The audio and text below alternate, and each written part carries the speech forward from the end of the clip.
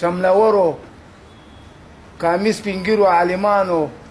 محترم وکیل صاحب حاجي صاحب حضرت علي او ټول مشرانو السلام علیکم ورحمت الله وبرکاتو.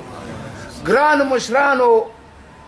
دا حکومت کې چې کوم کسان دي دا تخت دا د خارج نه راغلي دي نن دې موږ په شیرزادو کې په سلهاو کسان شهیدان دي. حکومت وی زه سوله کوم طالب یې زه سوله کوم شنواري خوږیاني ټول په اور کې وسول دي حکومت. اشرف غني تاولي خالد عملیات اعلانوله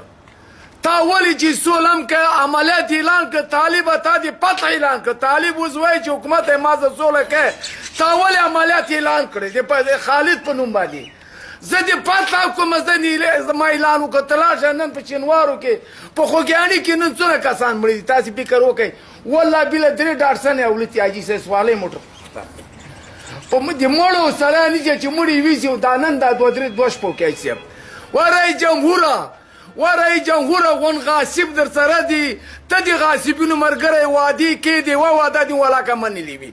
ما دې په خدای قسمي چې هر ولایت لاړ شي وعدې کېدې وعدې په ځای کې نه کمپاین دې شروع کړی دی خدای په قرآن ته وګورئ دا ملک پرېږده وزه دا باچي نور موږ له پرېږده ننګرهار کې تا څه شی موږ له کړي دي یو سړک دې جوړ کو یو پلچک دې جوړ کړو یا د کونړ سیند بند کو څه شی دې کړي تا ډاکټر عبدالله څو وارې وعدې کړي مخکې انتخابات کې اوس موږ مه غولوه قرآن په خاطر رئیس جمهوره موږ مه غولوه